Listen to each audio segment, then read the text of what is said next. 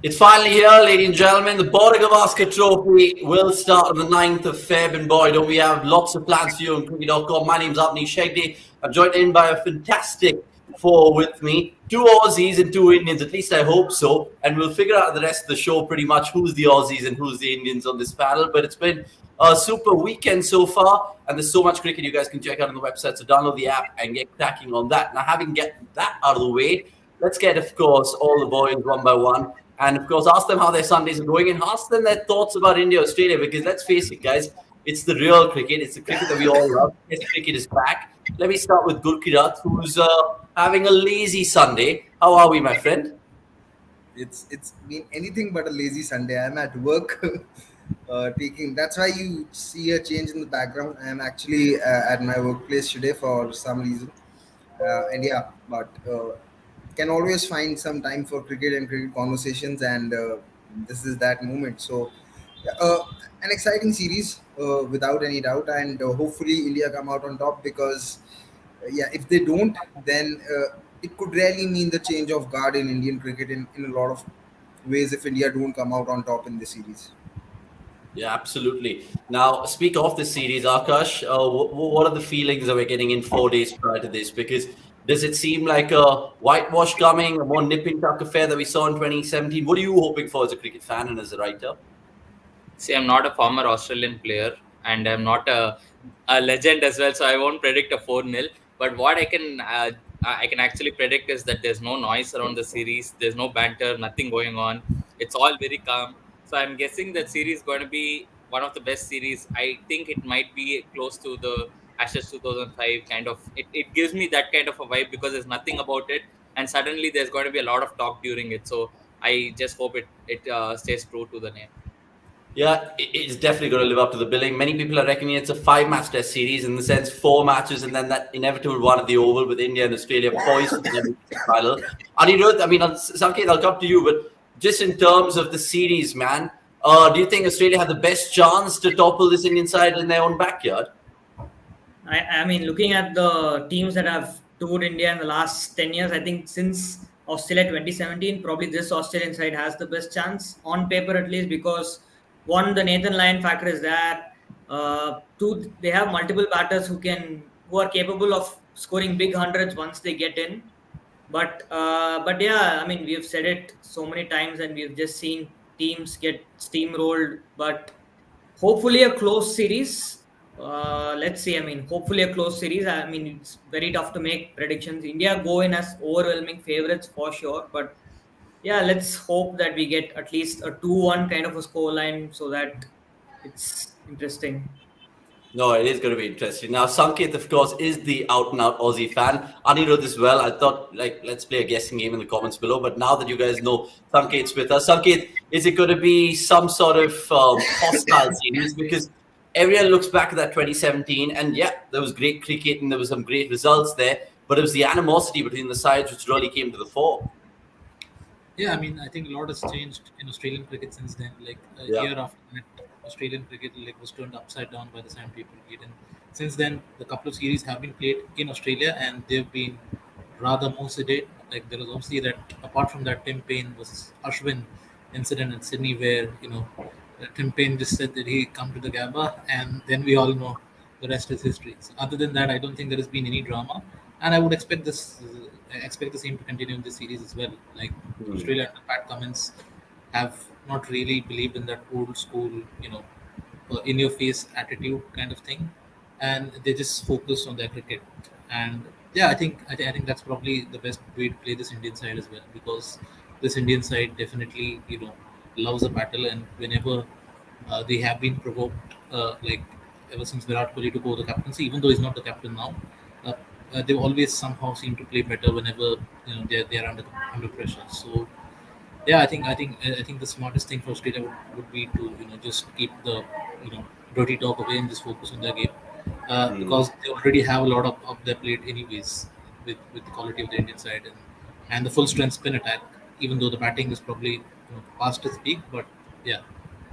Okay, let's see. I mean, there's some fascinating subplots in this test series. One of which is that some key players are going to be missing that first test in Nagpur. Now, we know that Shreyas Iyer was already ruled out, but from an Australian perspective, there's no Mitchell Starc, there's possibly no Josh Hazlewood, and Cameron Green might not be able to live in bowl. So we know that that's there.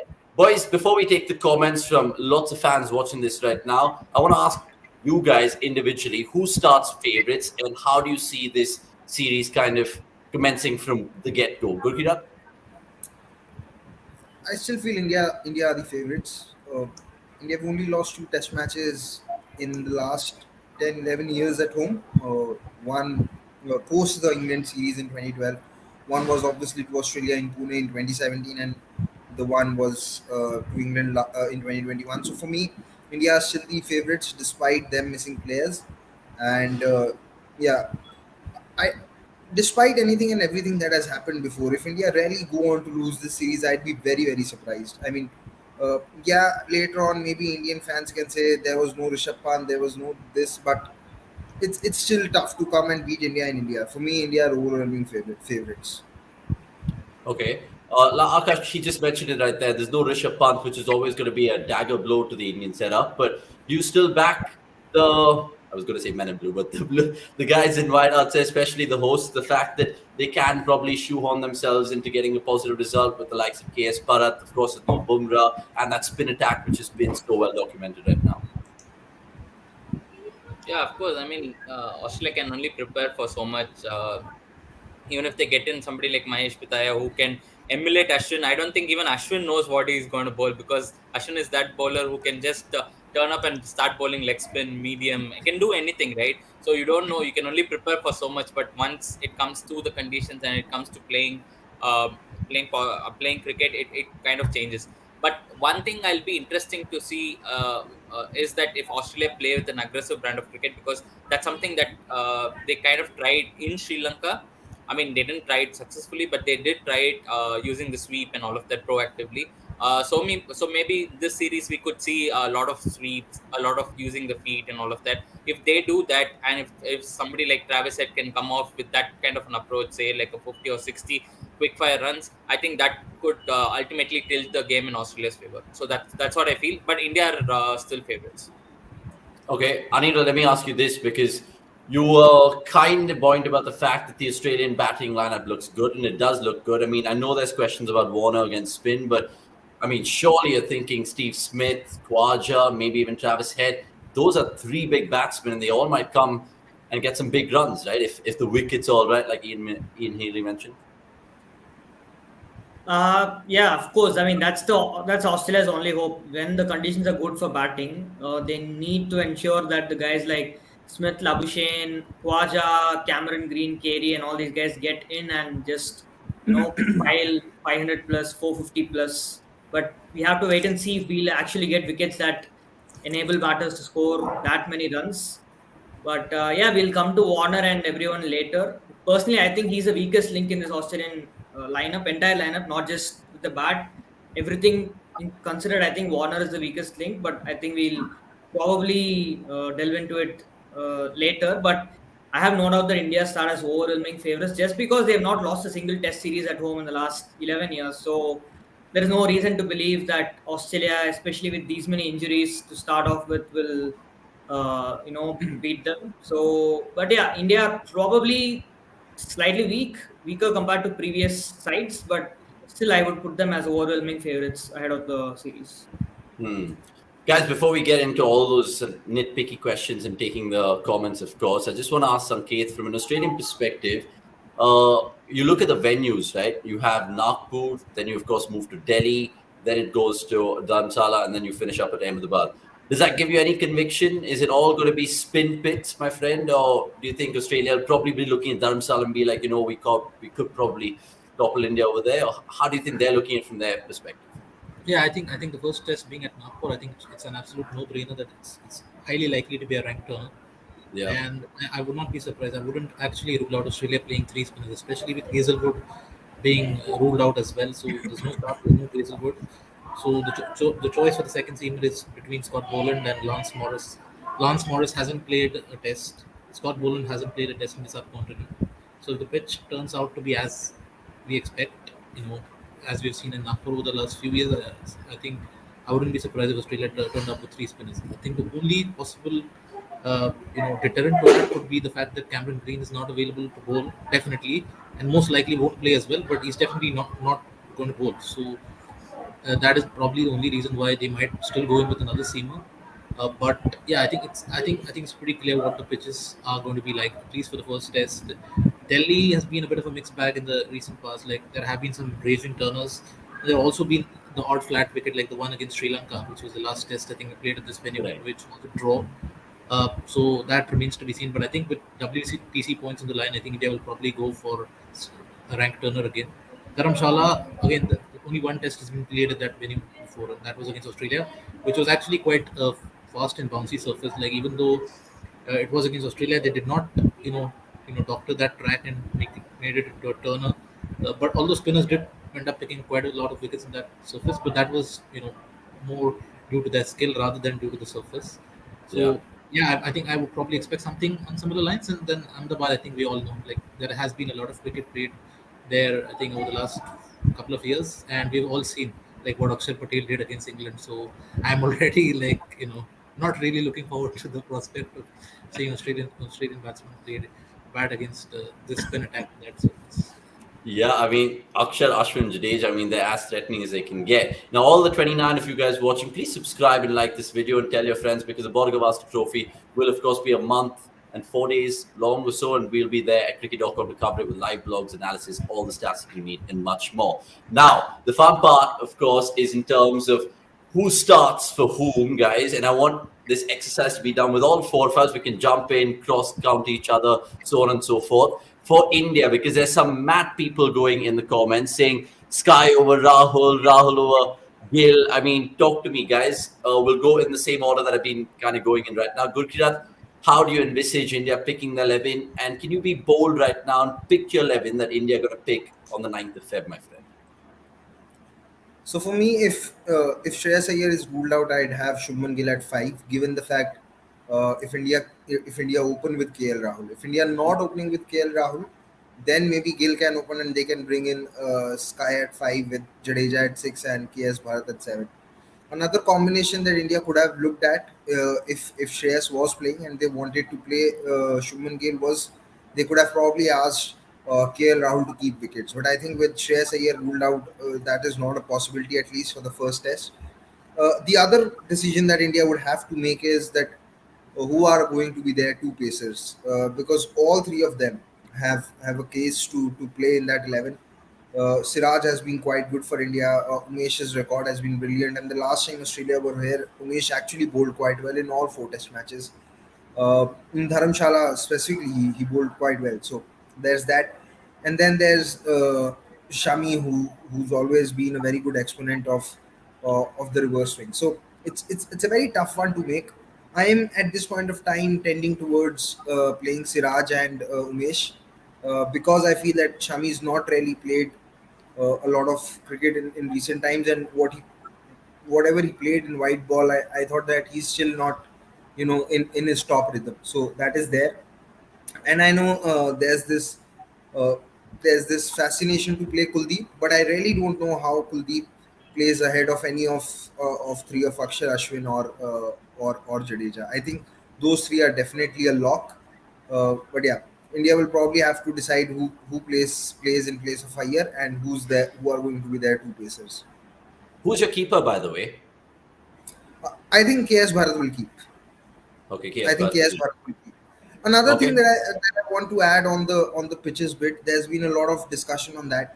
I feel it is best if the pitches are sporting and not turners, because if you have turners, the gulf in quality of an Ashwin, Akshar, and Jadeja reduces massively as compared to the quality of that Lion, Agar, and Todd Murphy could offer. Because whenever India have had actually played on ranked turners, matches have been the opposition has actually had a chance to beat India, and when Australia actually beat India, it was on ranked turners. So I'd actually like the pitches to be sporting and not to be ranked turners, because India's batting also isn't in the greatest of its health at this point of time. Hmm. Now, that's a good point that he mentions there, Akash. Talk to me about your team. I mean, if you were really Rahul Dravid and co right now. And how would you pick that batting lineup? Because lots of comments are going on saying, how would you kind of juggle between Shubman and KL? Because would you open with KL and Rohit, who've done that in the past? Gill's obviously the natural opener over there and in form. Or would you play in someone like Sky, who's anywhere middle order batter? So what's the conundrum in your head? And if you can explain that theory, please. So I would, if I was the Indian selector, I would rather go with Rahul and Rohit at the top of the order, because that pair as a combo has worked in the past, and that, I mean, given that when Rahul has been down on form, Rohit has not partnered him in that kind of situation. So I guess Rohit returning might actually help Rahul in finding his form. And once Rahul is in some kind of form, it's almost tough to get him out against, at least in red ball cricket. Not, let's not go to the white ball part of it. But coming to the big question, right? Who would India try to fit in? Would they get in Gill, or would they play Surya Kumar Yadav? Even though there is a strong case to play Gill because of the recent form, I would rather play Surya Kumar Yadav, because it's kind of what Anirudh wrote in the piece, right? Horses for courses kind of selection. Not just that, if you do actually remember how Shreyas Iyer came into the Indian setup, it was on his white ball merit, kind of, because he's not played a lot of red ball coming into the selection, but he had wealth of runs and wealth of experience against this kind of attacks. And that's what Surya has. And he's shown over the years that his strike rate can be in the 90s, which is, again, domestic cricket and international cricket, there is a gulf.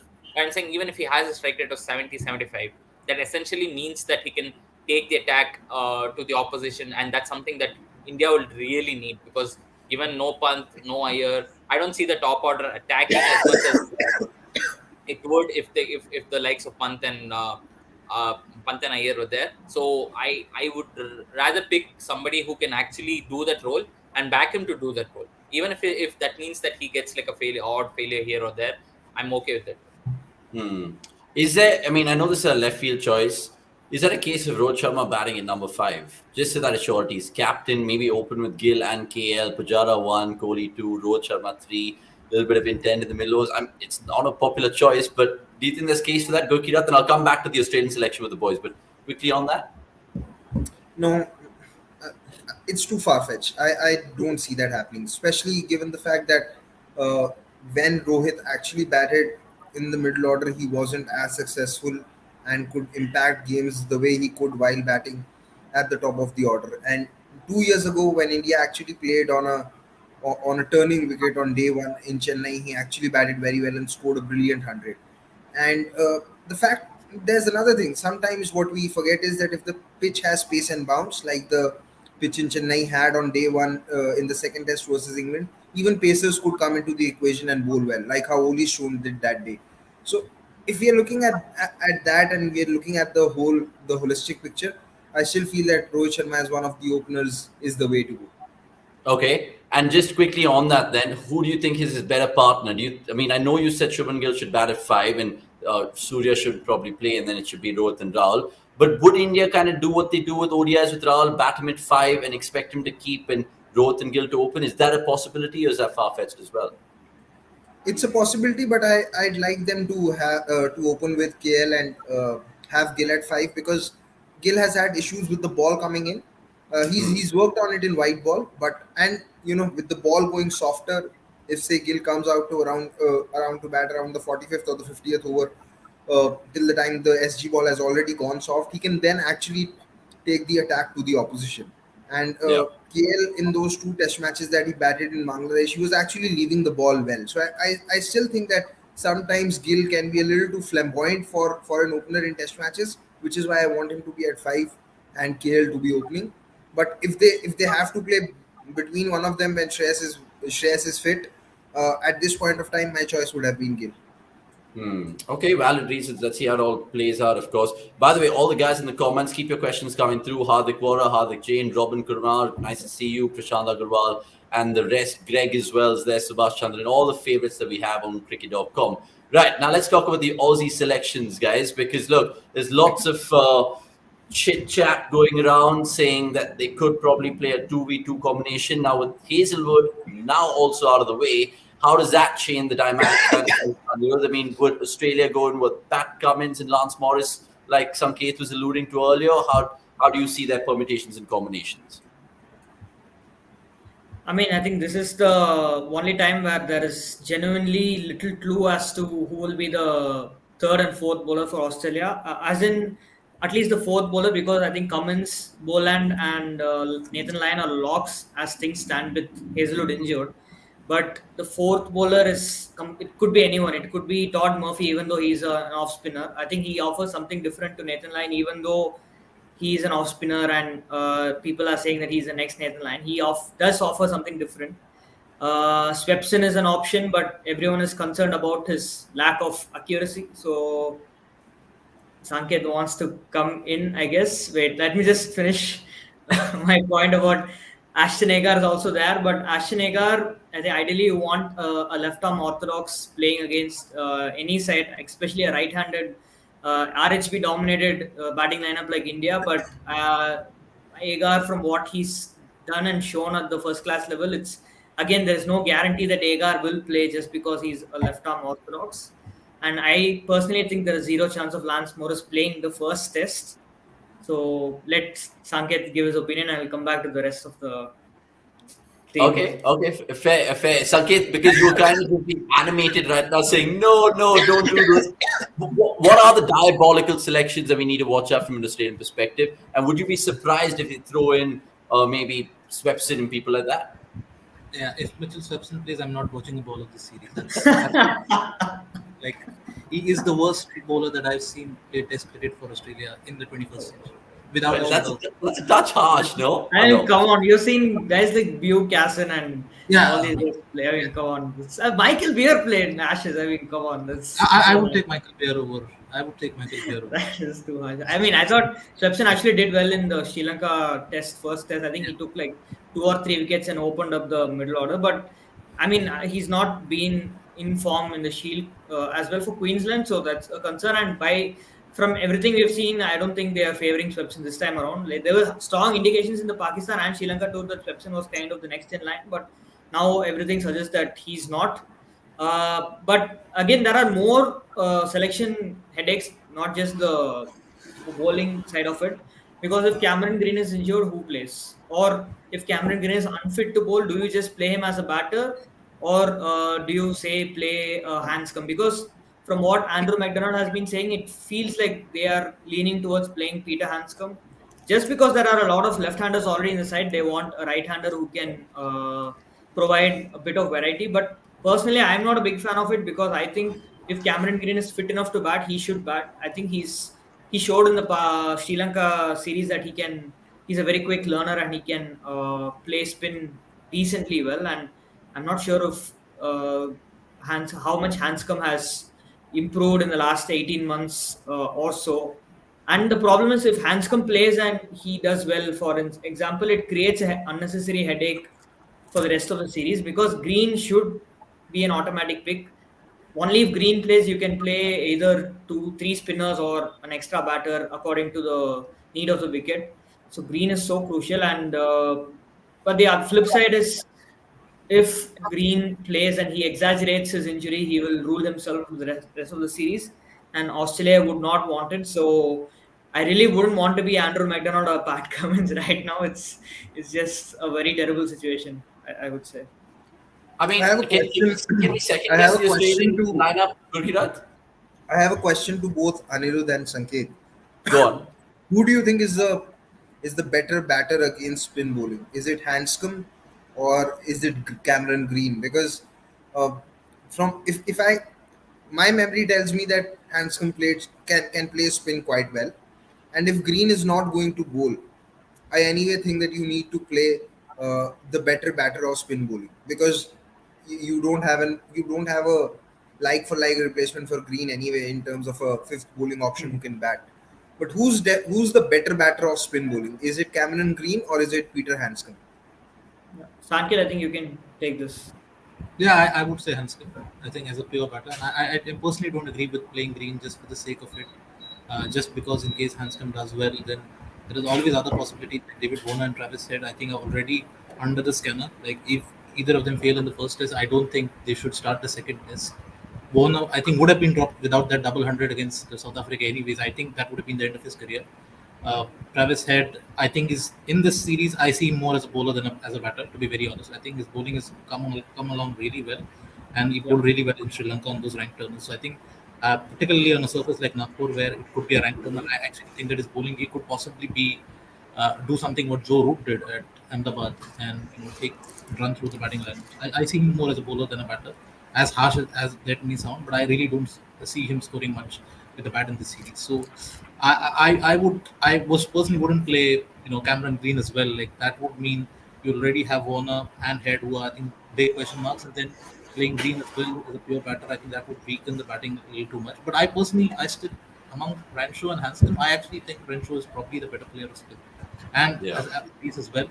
Because I think Rancho's record against off spin is really good. He played Ashwin particularly well in the last series. Like he averaged 50 plus against Ashwin. So being a left-hander, he's done well against Ashwin. And the other two spinners in the Indian lineup are left-armers. So given that India have got two left-arm spinners and only one off-spinner, whom also Renshaw has played well, I would be in favor of picking Renshaw against Hanscom purely from a spin playing perspective. I also think that Renshaw is better equipped to tackle the reverse swinging ball than Peter Hanscom. I think Peter Hanscom is an LBW candidate, and someone like Umesh Yadav and Mohammad Shami, they will fancy their chances against him, targeting his front bat. But whereas Renshaw being a left-hander, I think that makes it somewhat easier for him to be able to tackle the reverse swing. And thirdly, if Hanscom was going to play this ahead of Renshaw in this test or this series, then I really don't understand why they picked Renshaw at Sydney when that test was pretty much billed as a dress rehearsal for the India series. It did not make any sense to play Renshaw, which was in pretty much the same situation where Green was ruled out. You were playing two pacers and two spinners, so you're playing exactly the same combination that you were looking to play in India, and they went in with Renshaw ahead of Hanscom. So I really don't understand why they have changed the tack on that. So yeah. No, sorry guys, I just want to interrupt here, and then Anirudh, you can add on, because our Earth is best in the comments has gone mad, giving all these guys the data that they need. Because Gurkinath asked a great question, right? Who plays spin better? And apparently, according to Earth is best, he might be using our app as well. He's gone on to see Hanscom averages 29 against spin, while Cameron Green averages 34 against spin. But yeah, that's something to like chuckle about. Anirudh, what were you going to add to? Yeah, I mean, there are also another couple of factors that need to be considered because Hanscom is an excellent fielder at short leg. So if he plays at number 6, right? So I mean, I think McDonald also talked about it in the press conference that one of the benefits, while playing in India, especially Nathan Lyon gets so many wickets caught at bat pad. So and Hanscom kind of took a lot of world class catches in the 2017 series as well. So he will add that. On the flip side, Renshaw will offer another spin option as well. So Hanscom doesn't bowl, but Renshaw bowls off spin, and not sure how well it will hold up at the test level. But it's just another option. But you think that for Australia right now, a short leg fielder is more valuable than an off spin or another part time option because they already have Head, Labuschagne, Smith, and all these guys who can bowl. So yeah, all things considered, I don't think it will be a bad option to play Hanscom. And I just feel that I agree with Sanket that I will also play Renshaw ahead of Hanscom if I had the option. But just looking at the comments from McDonald and comments, it just feels that Hanscom is 99.99% going to start if Cameron Green is not declared fit. I mean, it's going to be interesting. I just want to finish up this Australian chat in terms of team selection with both of you guys, Sanket and Anirudh, and tell me what you guys feel will probably be that selection for the first test in Nagpur. Can we assume that it's going to be Warner, Khawaja opening the batting, with, of course, Labuschagne, Smith, so that's 1. 5, Travis Head. 6 is Hanscom, I'm sure, because I don't think they'll want to risk Green if he's not going to be bowling. He doesn't want to just be having tired legs in the field as well. And then 7, 8, 9, 10, 11, talk to me, boys. I mean, both of y'all can be Andrew McDonald / Pat Cummins right now and tell me the 4 names that you guys want to see, which will give India a run for their money. So, 7 is scary. I don't think there's any doubt. 7 is scary. He's also one of the more important batters probably in this series. 7 is scary. 8. Cummins 8. Although I think Agar will bat 8 if he plays. 9, 10, 11 is a big question. One of the 3 is Boland for sure right now after Hazelwood's injury. line is there. It's just the fourth bowler. Who will it be? I genuinely have no idea. Like I said, it could be Todd Murphy or it could be Agar. If Murphy is also a pretty good batter, by the way. It's not he can bat really. I mean, he used to be an all rounder at the junior level, so he can bat all right. So it just feels. If I'm for the first time, I'm genuinely clueless. I have no idea who'll be the second spinner. It's I Okay. can't even call it. Yeah. Sanket, go on. Help your friend out here. Yeah. No, I think purely for the first test, given the test is going to be at Nagpur, and I'm assuming it's a rank turn, I'd go with Ashton Agar. Purely because I think he's a little bit quicker through the air, and he is obviously left arm spinner, and left arm spinners, and he's quite accurate. I think that's one thing that you cannot take away from him, even though he was probably a little bit rusty at Sydney.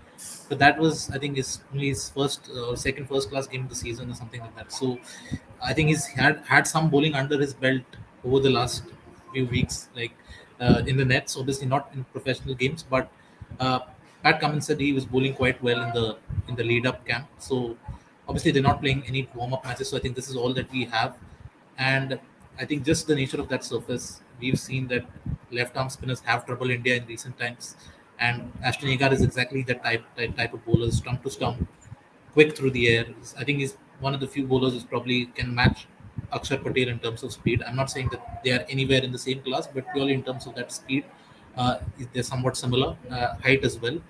And yeah, I just think that is the incumbent, and purely because I think for the first test, I would want a left arm spin purely on the basis of the evidence that or the vulnerability that the Indians batters have shown in recent times, and the possibility of the pitch being a ranked turner. If it's a flat surface, then I think I would go with Todd Murphy. I think he's got more variations through the air. He can beat the batter in the air. Like Ashton Agar is someone I think can only beat the batter off the surface if there is assistance. I don't think he's got any guile or variety to his bowling like can be effective on flat wickets. I certainly don't see him playing any test ever in Australia or like after that. Like the Sydney test was, I think, they played him, and I think that was probably a mistake where I think he was probably made to look worse than he is because his first class record shows that he's not a bowler for Australian conditions, and Sydney is not a ranked turner, contrary to Yeah. what popular opinion is. But Nagpur is a lot different to Sydney, so I'd still give Agar to go for the first test. And as I said, I think I would personally prefer Renshaw at 6 or Renshaw at 5 rather than Travis Head at 6. But I think they'll probably go with Hanscom, which again I don't think it's necessarily a terrible call. It's I think a line call anyways. And yeah, I certainly hope they do go in with Scott Boland over Lance Morris, primarily because I think at Nagpur the role of a seamer will be largely just to keep the ball fresh for the spinners. Like I don't see him taking up any kind of wicket taking role. Maybe on a flat surface where you want a bit more from the seamers in terms of wickets, you could possibly risk someone like a Lance Morris, even though I'm highly skeptical of debutants in India. But you might just want that X factor on a flat surface. Like if it's a surface similar to the one that at Ranchi last time around, then maybe you would want someone with a bit of X factor. But at Nagpur, I think you would just want someone who can just bowl tight, you know, maybe pick up the odd wicket, but all spin. And obviously, Pat Cummins will be a threat anywhere. So I would want the safer option of a Scott Boland Okay. and Okay. It'll be really interesting because with Hazelwood also ruled out, when New Stark was ruled out, it could be really a shootout between anyone. Let me just bring Akash in here and shift the focus to India and particularly the batting, right? That we have no Rishabh Pant, no Shreyas Iyer, arguably the 2 in 10 players in that lineup. And also the susceptibilities of spin is there. I mean, we know Kohli is not in glorious test match form right now. Chitesh Pujara will always do Chitesh Pujara things. And then, of course, there's Rohit, KL, and Gill potentially. Who is the best batter in this Indian lineup currently, Akash, on form and everything, to play spin and to cope with the likes of Lyon, Agar, and potentially Todd Murphy? Yeah, that's a very good question. I'm thinking who is there because if you look at the top order. It's literally, Rohit Sharma has had his good run against spin because even against England in both the tests he was pretty good, and he scored that 150 in Chennai as well. So he's pretty good on these conditions. But it's always, with Rohit Sharma, it's not always about the boulders. It's always about Rohit Sharma himself because he gets out in the wrong time. He can even get out to full tosses. That's how his test form has been in since the Australia tour, right? So that's one thing. If you look at it, I think Pujara might be the closest Indian batter who can look assured against spinners. But one thing that was even seen in the Bangladesh series that his attacking percentage shots against spinners had reduced.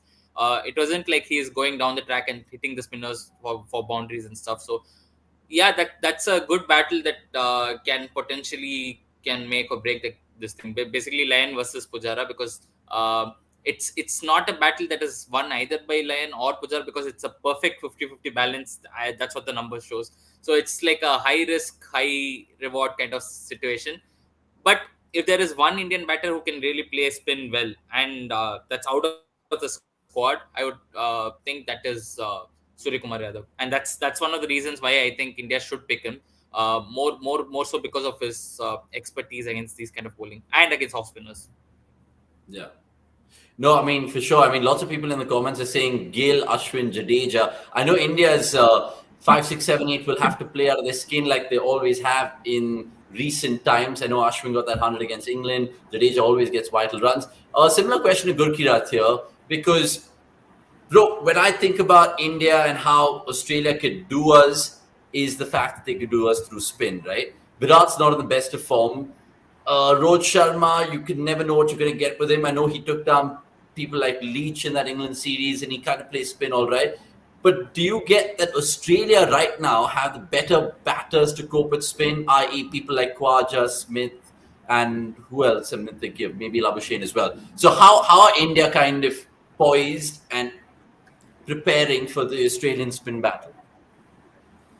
I wouldn't really say that Australia are better equipped to play spin bowling at this point of time. Yes, India is not there, but a large a large weapon that a lot of batters from Sena countries use when it comes to playing spin is to play the sweep shot, and it helps as well, because a lot of times the spinners that they face really don't have that guile or that dip or even the extra bounce to trouble them. But with someone like Akshar, even Joe Root, who's such a good player of spin bowling and can sweep really well, even he was struggling to sweep him. So it would be interesting. I think how Australia play someone like Akshar Patel with his angles and the trajectory he bowls at would be quite interesting. And coming to your previous question as to who's India's best batter, in the absence of Shreyas, I'd say, if we look at Ravindra Jadeja's record since the beginning of 2018 at home, he's averaging 66. And yes, against spin, he does get stuck in white ball, but in test matches, he's been okay. In test matches, he's been okay against spin. So I think Jadeja will definitely will probably have a huge role to play with the bat. And then, yeah, I'm really worried about Kohli's batting. But I think with the way Rohit was batting in that in the two ODI series, and the way he played spin in terms of playing Santner, coming down the track and hitting him over, I'm confident about Rohit doing well.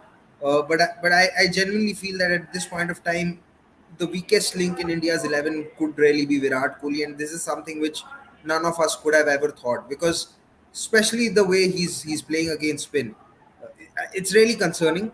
Uh, I'd hope that he proves me wrong and scores some runs, but I'm really worried about uh, how he's going to score runs, if the pitches are going to be turners or have some bounce, because uh, against Nathan Lyon as well, if he's going to get stuck on the crease, it could get really difficult for him. He'll really have to use his feet, and I'm hoping that he plays Lyon like how he did in Adelaide in that test match where he got run out.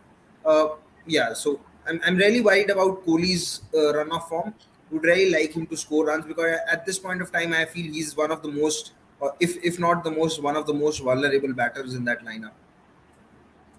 I mean, I think it was a touch harsh, but it's fine. It's subjective opinion over there from Gurkirat. I'm going to back the king, even though he's not done well in recent times at home, especially like you mentioned, Gurkirat, and there's no mistake about his spin frailties is there to see. And I was going to ask the Australian fans right now, I mean, who is the biggest threat from an Australian perspective? Because there's no Rishabh Pant who can just take the game away in a fraction of an hour or maybe a passage in play. Anirudh, are you looking at that Indian batting lineup and be like, this is the hardest guy to get out in home conditions? And if so, who is that man? Is it KL Rahul who thrived against them in 2017? So KL has not played too many test matches in the subcontinent since that particular I mean since 2018, and he did not look necessarily great in that Bangladesh series as well. So I think I mean yeah, we know how good KL can be, but I don't think he is the number one threat. Rohit is up there. Rohit is right up there because with Rohit, you don't know what you're going to get, and he's like the Bradman of home conditions anyway. And like Akash said, Rohit does not have any particular weakness as such, and he's probably in these conditions, he's the only guy who could get himself out if he gets into his zone. That is. So with Rohit, the problem is he could either average 12 in the series or average 125. So there's that threat that he could probably take the series away by all by himself. So Rohit is probably the number one threat, and the second threat, of course, is Pujara because he always tends to turn up against Australia. Even in that last series where he did not score really prolifically, I think he averaged in the 30s only, but the last couple of games he kind of basically ground the bowlers to death and then help the rest of the team. And I have some interesting numbers when it comes to Pujara versus Lyon. So Pujara overall he averages 52.1 and he's been dismissed 10 times by Lyon. But since 2018 his average is 96.3 and he has just 3 dismissals. Uh, However, in the last series at home in the 2017 Border-Gavaskar Trophy, he averaged 37.9.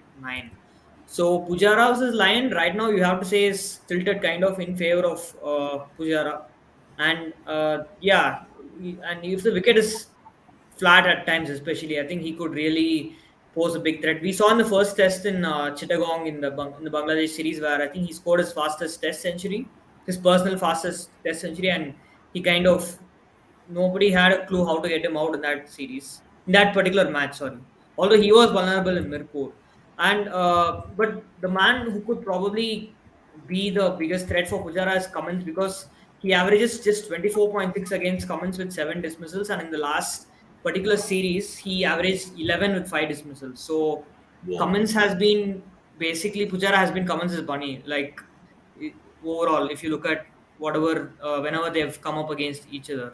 So that is a big number. And there's also one more slight factor I want to point out with Pujara again. So he has had a slight dip against a big dip, I have to say, against left arm spin because till 2020 he averaged 159.8 against his slow left arm, and he had 5 dismissals in 1,862 balls since till 2020. Since then, his average is 27.75 and he has 8 dismissals in 415 balls. And we saw in the second test against Bangladesh, and we saw how Jack Leach troubled him. So I wonder if that will also be one reason for Australia to pick Ashton Agar, although Ashton Agar is probably going to be the worst left arm spinner he's faced in his career, probably. So yeah, that is there. So yeah, I mean I think Pujara and Rohit are the number 1 and 2 threats. And if in case Sky plays, I think Sky will be a threat just because he brings that uncertainty. You don't know what he's going to bring. You don't know if he's going to be a good player at the test level or not. You don't know how he's going to approach. He could be 30 of 12 balls and suddenly you have to throw every plan out of the window. So I think these guys, 3 guys, and of course there is Ashwin and Jadeja. So I'm just talking about the batters, by the way. So yeah, so we can name. Okay, to basically summarize, except Kohli, Gill, and Rahul, I think everyone else is a threat. Oh, whoa! That's a big call. And Akash is also agreeing with you in terms of saying Ashwin being a real thorn in Australia's side, and he always is. I mean, he's one of India's best match winners. By the way, all you guys watching, please subscribe and tell a friend and like this video. We'll take your questions in just a bit before we just pick out a few more things. Now, I want to ask Akash, Gurkirat, and Sanket this, that all you guys can have your say in this, because when I look at both the teams in paper, I look at that Australian side, and yes, Pat Cummins is a great bowler. We saw in Pakistan what he did in those placid surfaces. But the main threat has to be Nathan Lyon. We saw the last time he got Nate for 50 here in Bangalore. He is that number 1 threat, no mistake. But India have 3, Jadeja, Ashwin, and potentially Akshar as well. Do you think that's where the series will be decided, Sanket? Gurkirat and Akash can also have their say. How important will Lyon be? Or will India just make Lyon look like Utai Muralitharan in goal? Yeah, well, I think you had asked earlier about whether Australia have a better batting lineup than India. I think that is, well, I wouldn't conclusively say that yet, but I think that is still a possibility. Like if both of them were facing the same kind of bowling attack, then there is a possibility that the current Australian batting lineup on current form may have slightly better returns. Like again, I'm not going to say that conclusively until they've actually played on these turning pitches, because the pitches in Pakistan were very different to what they're going to face here. But I think what this series is really going to be decided by, and I think where India are obviously miles ahead, is the quality of the two spin attacks. And I'd say that even the weakest spinners in the attack, and I'd say, I think it's a big call, I think the weakest spinner in India's attack currently is Ashwin, purely because his form in Bangladesh wasn't great, and he's getting on a little bit as well in age.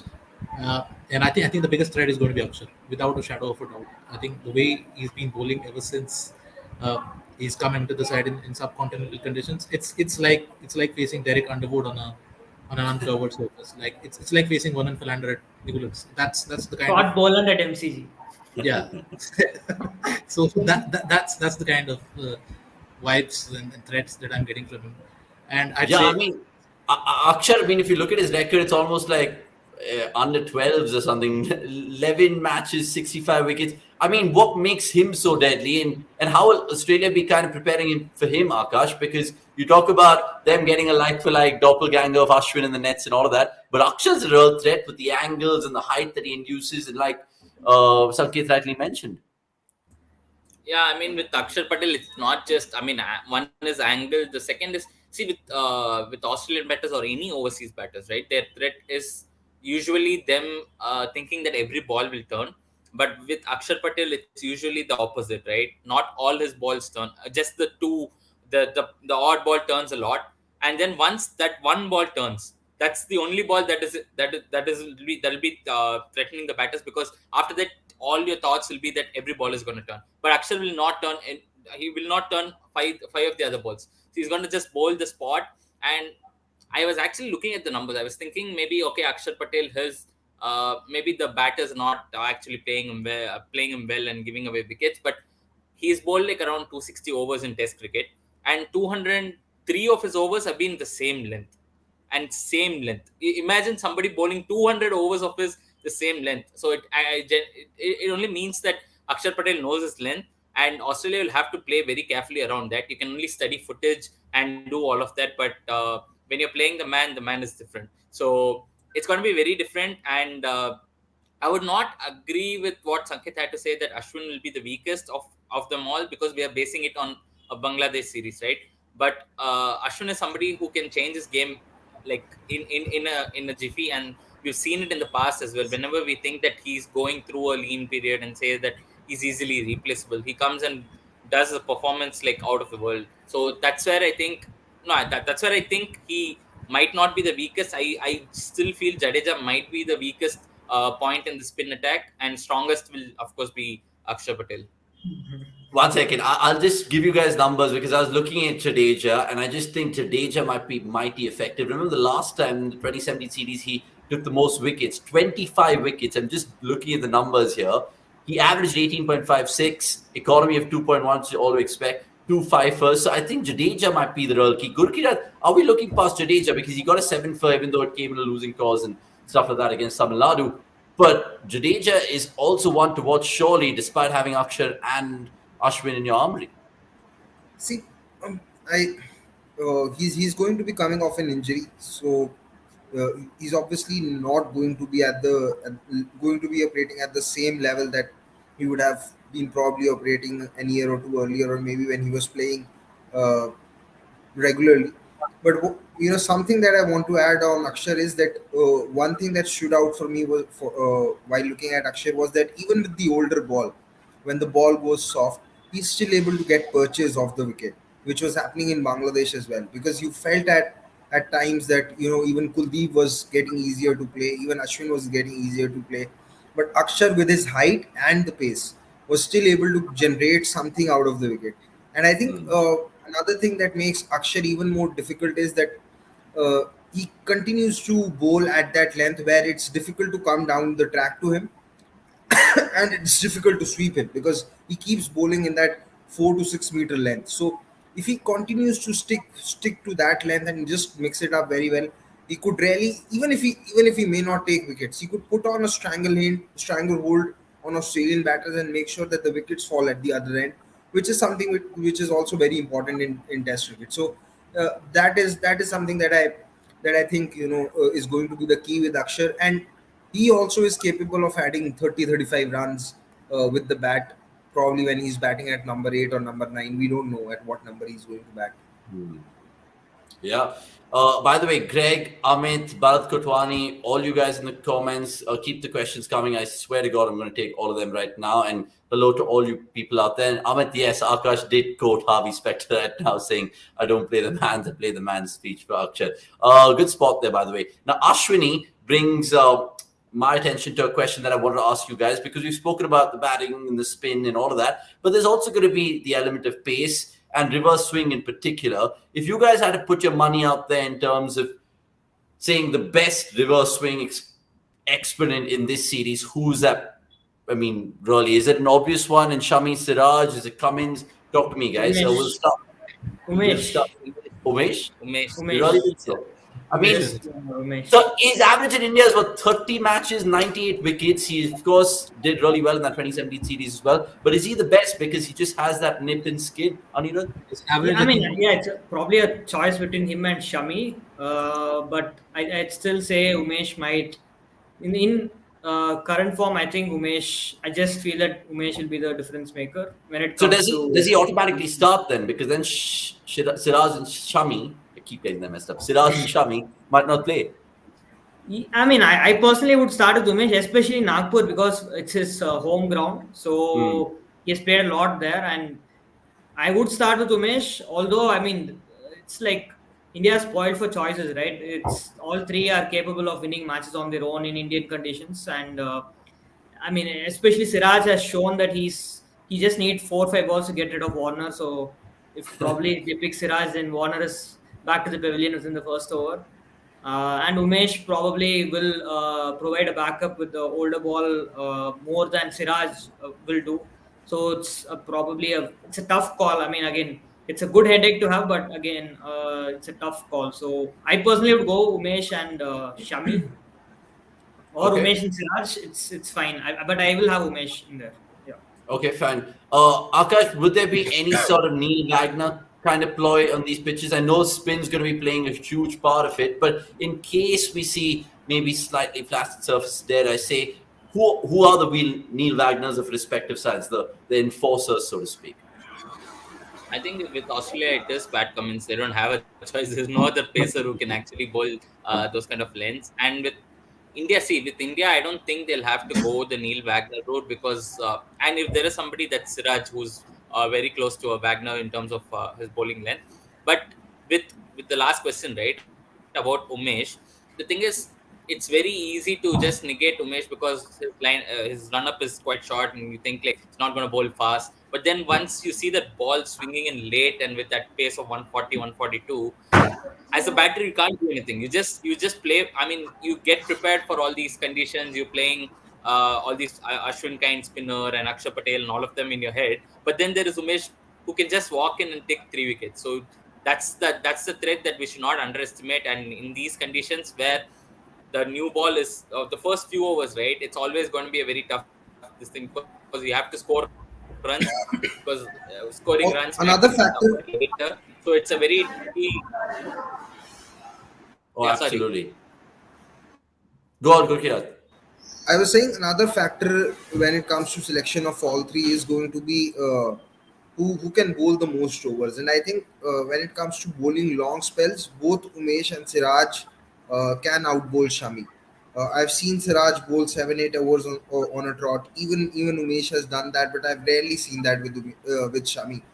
And there's one other pacer that we have completely forgotten who's in the squad is Unadkat, who actually was getting more bounce than both Siraj and Umesh when India played that second test in Bangladesh. So I do believe that at some point of time, if India do plan to play the third pacer, I won't be surprised if Unadkat is one of them, because he brings in the variety with the left arm angle. and he's bowled so much on these Indian pitches where there's nothing has been happening, and he's offered that control and everything. I do believe that in Test matches in India, in Asia especially, he can be an upgrade over someone like Shardul Thakur, who has the tendency to be expensive. Which is why I'm saying that at some point of time, if India do plan to play the third pacer, Unadkat could also come into the picture. Hmm. And Unatkat's a good shot. As Ashwini also says in the comments below, he's 6'2", hit the deck sort of bowler, and just offers that something else. And it's going to be fascinating because Umesh Yadav, like you guys have literally said, right? He ended up taking the most wickets in that 2017 series for a pacer. It was dominated by spin, of course, but Umesh Yadav had 17 wickets to show. So Umesh might get the nod along with Siraj, but let's see how that all motors on. Final part of the show, which is the fun that I really, really like to have with the boys in terms of asking key battles amongst this whole war or whatever. I'm just going to ask you certain battles, and you guys should just tell me yes or no. The names, and choose who's going to win that battle, right?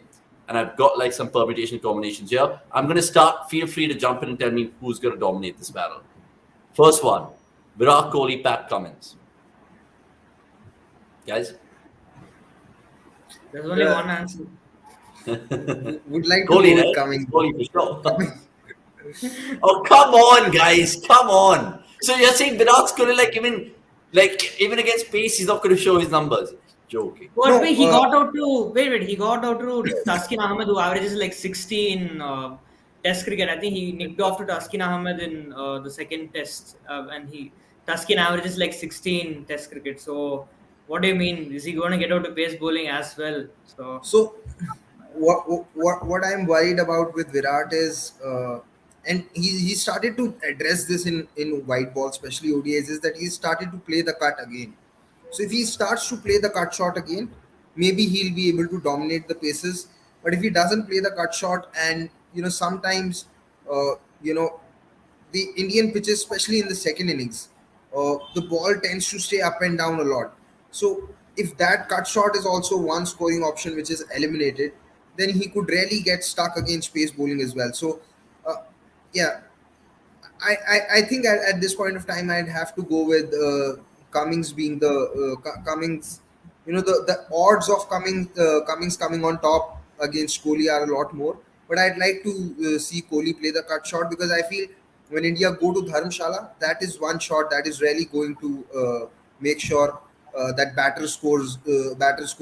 scores run in that Test match, because that pitch is definitely going to have some bounce. Even in Ahmedabad, has had bounce whenever Test matches and matches have been held there. I feel in the next in the third and the fourth Test, I do feel that there's a chance for Kohli to score some runs, and he could really score a big one over there if he starts playing square of the wicket. Ashwini goes on to say in the comments, Lion versus Kohli actually the key battle. It might be, but I'm just kind of playing devil's advocate over there. Now, one for Akash and Sanket to think about then. If you guys were Steve Smith, who would you least like to face? Ashwin, Akshar, or Jadeja? And tell me why. Sanket, will start with you and then Akash. Yeah, I think I already said it, Akshar. For any Really? battle. Yeah, without a shadow. But Jadeja and Ashwin have had the wood over him, right? Some would say, or not really. I don't think Ashwin has had the board over him. I think he had just 2 Test matches in Australia where he was dismissed early. Even in that series, I think the third Test, Smith came out and dominated Ashwin. And if you look at the numbers in the 2017 series in India, Smith was all over Ashwin. He had a strike rate of 70 plus and was dismissed, I think, only twice and scored close to 200 runs or something like that. Jadeja has been a bit more tricky for him, but I just think Akshar is probably like Jadeja on steroids. That's how I would describe him. Like he's a taller version of Jadeja, is quicker version of Jadeja, and more importantly, he's younger, he's fitter. Jadeja is just coming off an injury, so I'm not saying Jadeja is not a threat.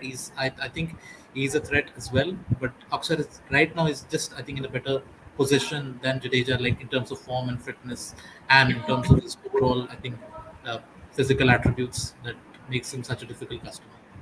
Okay, what about Steve Smith's understudy then, Akash, in terms of Marnus Labuschagne? He is the world's best batter right now in terms of the ICC Test rankings. He is, right, still. I mean, it's been a while, but I think it's still up there. How would India plan for someone like Marnus Labuschagne? Because he's been a lucky boy. I mean, that's true. I mean, even if you watch the documentary, all the Australian players have been kind of mocking him, saying that, oh, for you, they have to dismiss you three, four times at least to get you out. But with Labuschagne, I think what I'd be rather interested is if will India take the chances, because most of the teams have ruled that they've not taken chances and he's gone on to score 100. So that be interesting. And if there is one element that I found from his game which could be his downfall in Asian conditions, it's I think in the inside edge of the bat, and that's kind of where he could get out a lot, because he kind of has a big forward defense, tries to defend all the ball. But with Akshar Patel, you don't know where the ball is going to end up, because he's going to ball a scramble seam. Even he doesn't know where the ball is going to end up. Is it going to turn or is it going to just go flat? So maybe that would be a great battle, and I think Akshar could have a wood over Labuschagne. Lots of people saying Labuschagne versus Siraj would be a feisty one. Just think about the chirpiness of Labuschagne versus the aggression of Siraj. Anirudh, go on. Yeah, I think Labuschagne could be a very big LBW candidate in Asian conditions as well. I mean, because he's always had this tendency to get trapped in front, even when he's been batting really well, and especially if the ball keeps really low and the ball skids on and the ball reverses. I think he could be a very big LBW candidate. He wasn't necessarily extremely comfortable in Pakistan as well, even though the ball did not do a lot. I mean, it just did just enough, and he was still very, susceptible. So yeah, Labuschagne, not just the spinners. I would be watching out for Umesh and Siraj and Shami as well. If I were India, then target Labuschagne stump to stump and try to get him out that way as well. Okay. We've not spoken about one batsman who's definitely going to be in the thick of things, which is Rohit Sharma Gurkirat. How Australia going to be planning for him? Is it going to be pace, or do you think maybe Agar is someone who can actually trouble Rohit a little bit? I think they're definitely going to tempt him with the short ball tactic because it has worked against him in the past, where he's taken on the short ball. He's been able to, connect sometimes one, sometimes a couple of sixes, but on the third shot, he's found the fielder. And I think they're also going to look at Nathan Lyon to get the breakthrough against Rohit Sharma because again sometimes my mind goes back to first innings in that Gabba test. Rohit was batting beautifully in Gabba. He had scored some 44 odd runs, and out of nowhere he just spooned the ball to long on. So yeah, Rohit getting out to Lyon, just trying to be over aggressive is another possibility. But I think they'll try and trap Rohit.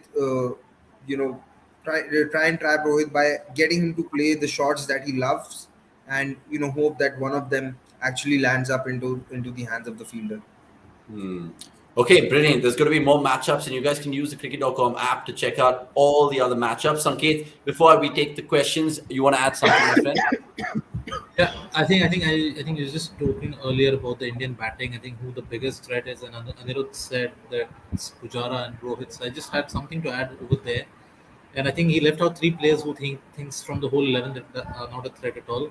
I would strongly disagree with that. I personally think Gill, with the kind of form that he's been in the limited overs series, and obviously what he's done against Australia in Test cricket in the past, for me, I actually see him as the biggest threat in this Indian batting lineup purely because he's now going to be batting in the middle order. So he won't be facing I think his troubles have primarily come against the incoming delivery, like the likes of James Anderson and Tim Southee and Kyle Jamieson. Those guys have consistently troubled his front pad with their wicket-to-wicket line. There is not an Australian bowler who can actually do that. Like Pat Cummins is obviously a world-class bowler, but he's not someone who bowls as full as some of those bowlers, and he's not someone who gets bowlers out LBW a lot. And secondly, I think Gill is this time around going to be batting in the middle order, so he won't be facing Pat Cummins with a new ball. So his numbers against off spin are exceptional. So I would expect him to dominate Nathan Lyon. So the only other weakness other than this moving ball that he's had in Test cricket is the left arm spinners.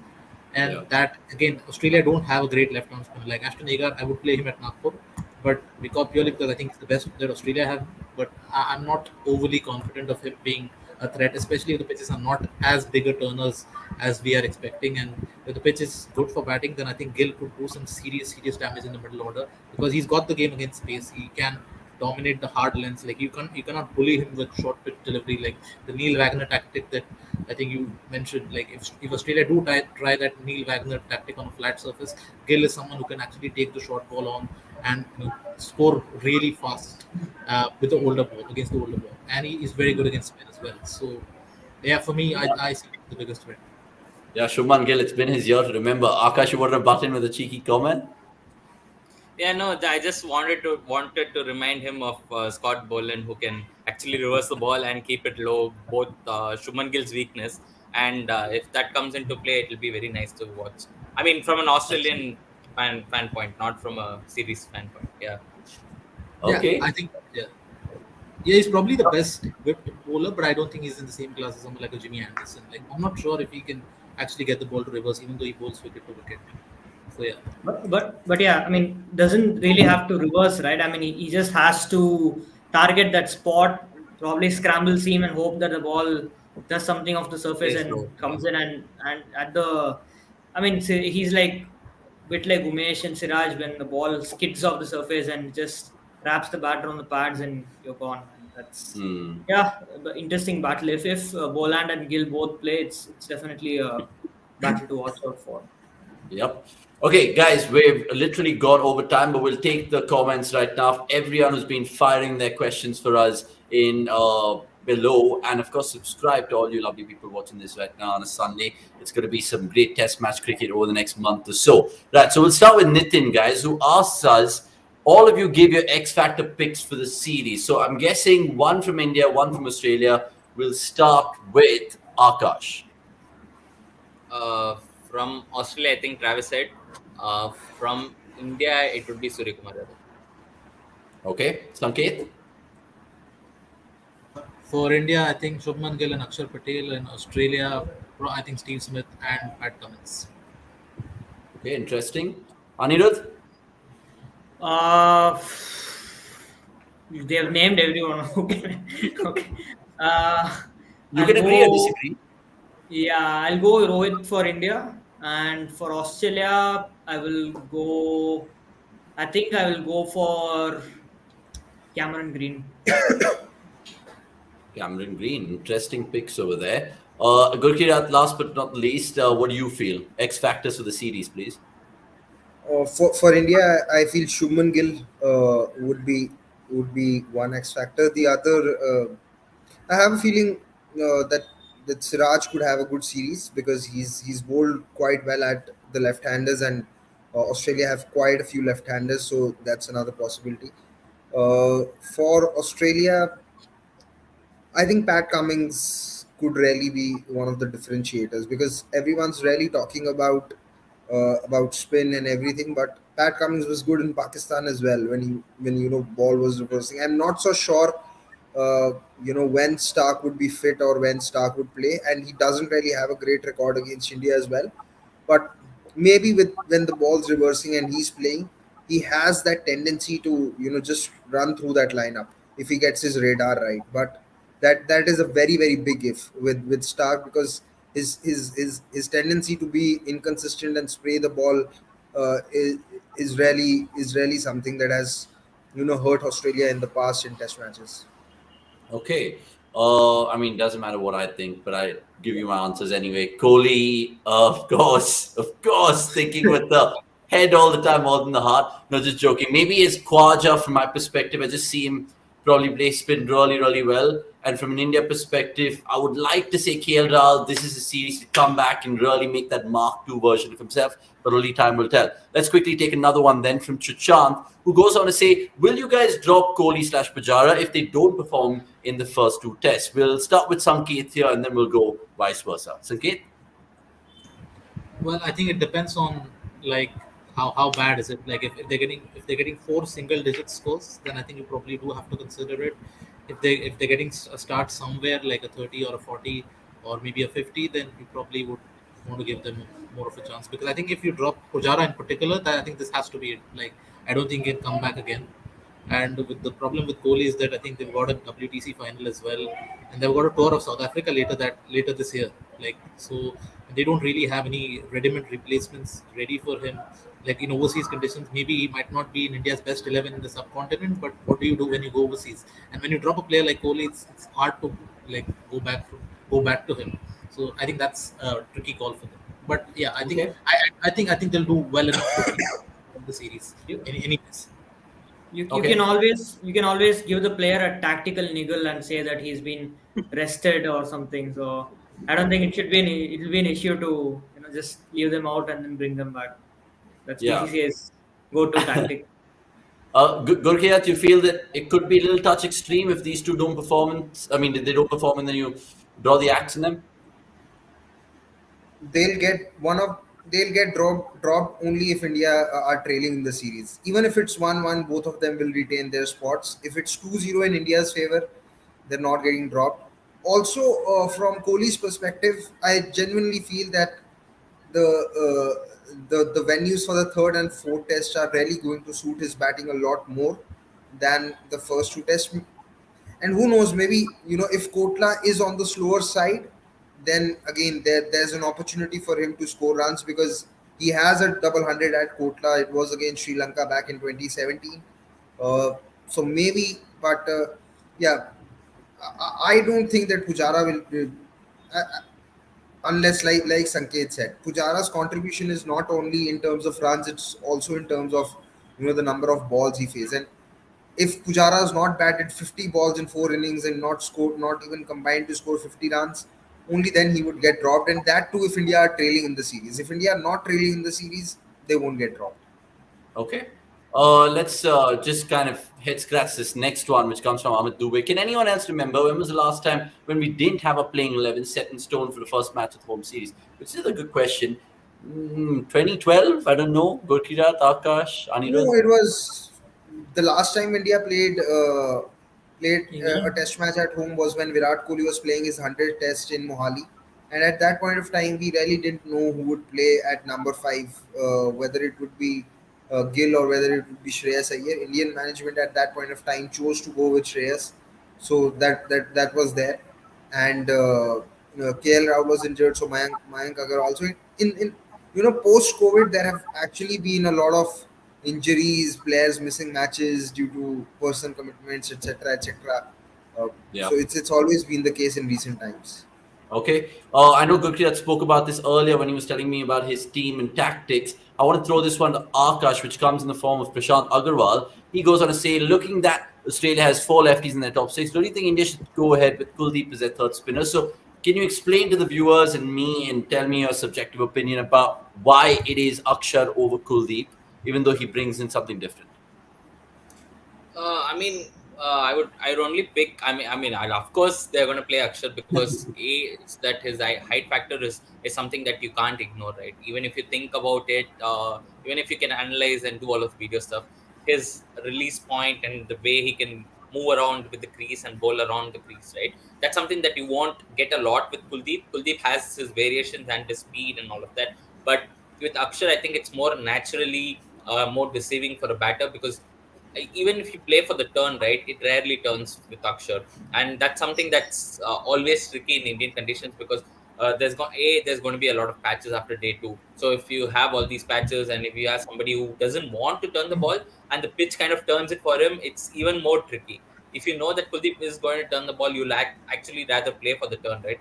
But with Akshar, I think it's more of that. And again, I mean, it's not just the bowling. We don't just look at it from an absolute terms.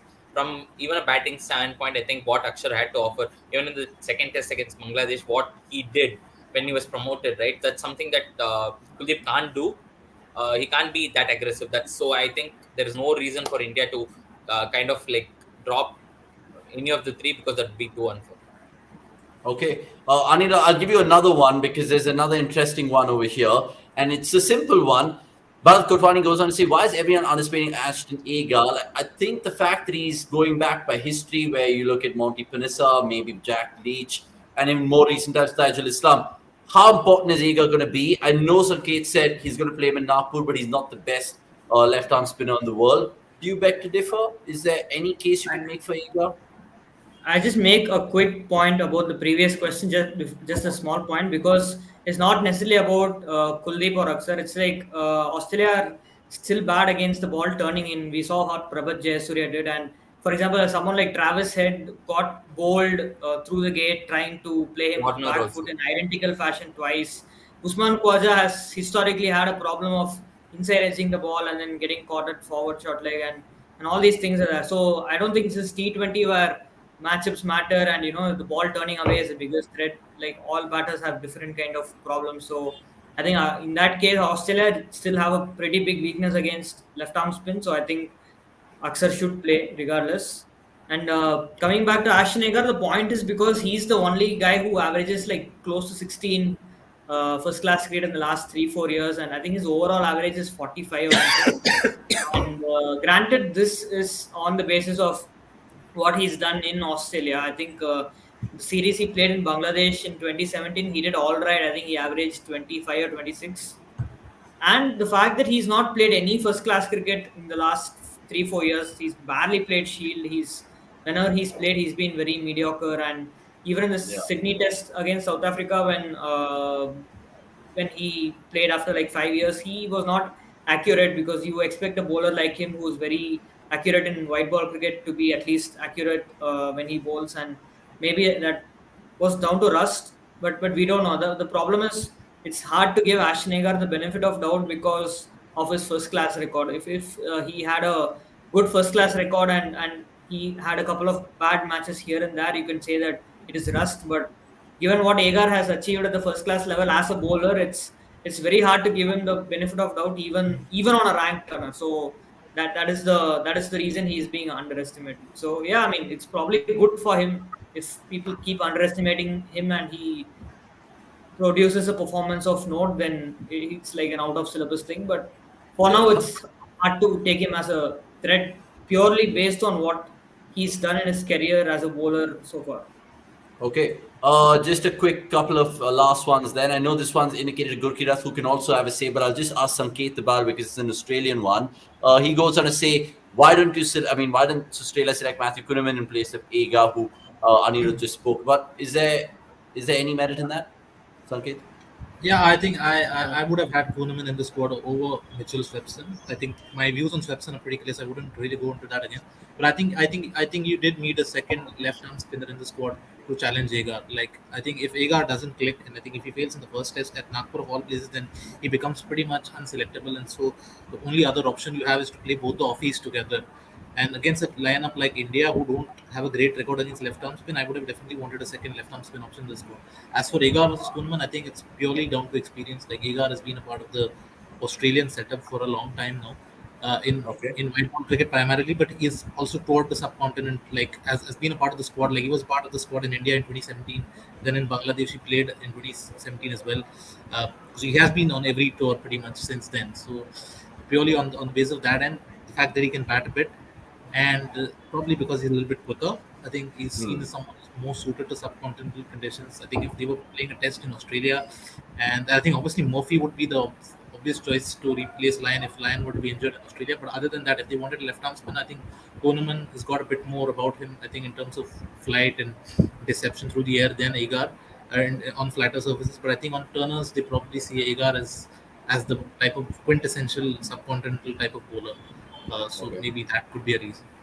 Okay. Gurkirat, I have a better one from you, and it comes in the form of Pranav Anand, and we'll take one more from Pranav, and then we'll just wrap proceedings. And you have two belter questions. The first of which, Gurkirat, what's your view on Virat at number 5 and Gill at 4? Slightly softer ball would be better for Virat, don't you think? Akash, you can jump in after Gurkirat as well.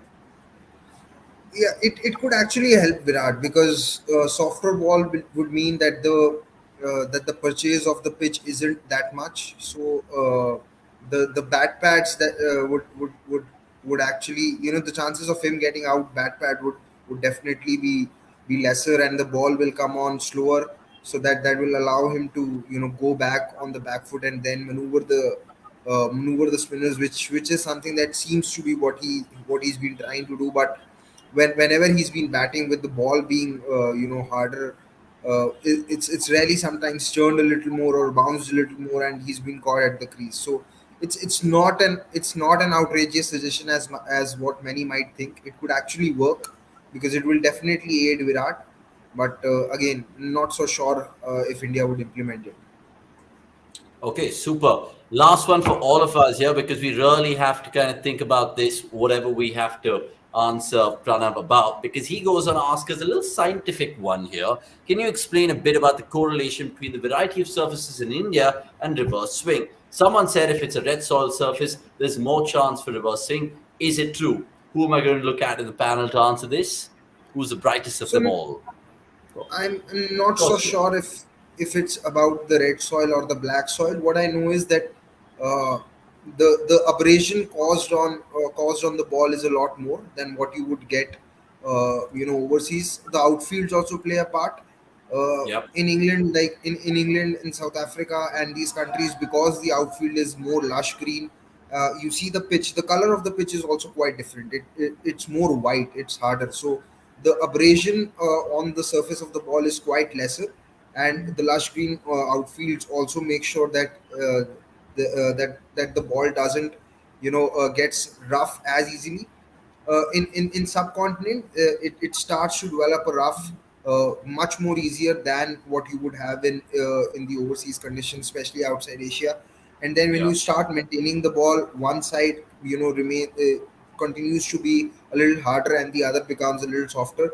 Also, sometimes what the fielders are doing is that they are throwing the ball from the deep on the bounce, with the bounce happening on the practice pitch. So yes, I think the soil surface definitely has a part to play in terms of making the ball much more abrasive and softer. And then once there's a weight difference on the on the two sides of the seam, there's definitely going to be some reverse swing happening, because it creates a pressure difference in the air, which then makes the ball move in the direction that you want it to move. I love it. The science, the expert, the cricket man that he is. Look, it's been a riveting, 18-minute chat with you boys. Before we just finish up, predictions in 5 second answers, please, with all of y'all. Let's start with the Aussies in the house. Anirudh, I know it was 1-0 to the Everton yesterday, but is it going to be a 3-1 to the Aussies this time around? How's it going? Well, we just had to end the discussion involving Australia with reverse swing, right? I mean, yeah. What's your prediction, Nate? 2-1 India. Okay, and why? I just think that this Indian side probably does not have the same quality as previous sides to whitewash Australia, and probably the Gulf is not as much as it was, say, in like 2017 or 13. So I feel somehow Australia, if they play to their potential, they can win one match, but I really can't see India losing it. So 2-1 India. Okay. Sanket, you echo those thoughts? If India win the first test, they will win 4-0. If Australia win the first test, it's going to be a 2-2 draw. Okay, love it. I mean, I can't wait for the latter to happen, because really it'll be the WTC final as well. Akash, 2-1, 4-0, 3-0. What's happening? I think 2-1, because I've said this before, even when Gurkirat was in the office as well. I think it's going to be a 2-1. Which side will win it, I'm not going to reveal that, but it's going to be a 2-1. Which test are you expecting to be a draw? Like, I really don't see any draws. Yeah, Oh, No, so- I that's a can good point, no, I actually, can yeah. see draw only in Dharamsala if it rains, and there have been chances in the past of that happening. So I think that's probably why I say 2-1. I mean, Delhi could Okay. be a draw. I mean, realistically Yeah. speaking, Delhi could potentially be a draw. I mean, Yeah, compared to I'm factoring the only reason I am also not going for a like a whitewash or that kind of a result is I think there are good chances that the Delhi test could end up in a draw. That's there. Uh, I if India if it's a rank turner in Nagpur, then the series could be 2-1 in India's favor. But if it's a sporting wicket, then I see it being 3-0 in India's favor. I know India have not India's batting is in bit of a trouble, and they haven't really been at their best. But I still feel there's enough quality, and if India get the luck with the tosses, and Rohit Sharma's actually been quite lucky with the tosses, then it's difficult to see Australia winning a test match. So it's either 3-0 in India's favor or 2-1. Delhi, I feel will end up in a draw. Okay, super, boys. Love it. Love the energy. Love the chat. And of course, all the stats that these guys alluded to, of course, while making their arguments in respective cases. I think it's going to be probably 2-1. I agree with the boys. It could be deja vu of that 2017 series, and won't we all absolutely love it? Thank you, Gurkirat, Akash, Anirudh, and Sanket for making your time and presence felt in this BGT preview. You guys can check out more content on the cricket.com YouTube platform. Follow us on social media as well, because we put out some fascinating stats. We have all your graphics sorted for you. And of course, it is one of the best places in terms of one-stop destination for cricket. All you 48, 49 people watching, subscribe, tell a friend, and like this if you guys think it's going to be in India victory. Remember, Australia haven't won since 2004. India haven't lost a series at home since 2012. So what are the odds? It could be 3-0. With that, it's time to say goodbye. But show us love, and of course, catch us on the 9th of Feb post-match. We'll be doing reviews for every test, and that's going to be something to get into as well. My name's Avnish Hegde, Akash, Anirudh, Sanket, and Gukira. Thank you so much, like I said. And it's time to end proceedings on this Super Sunday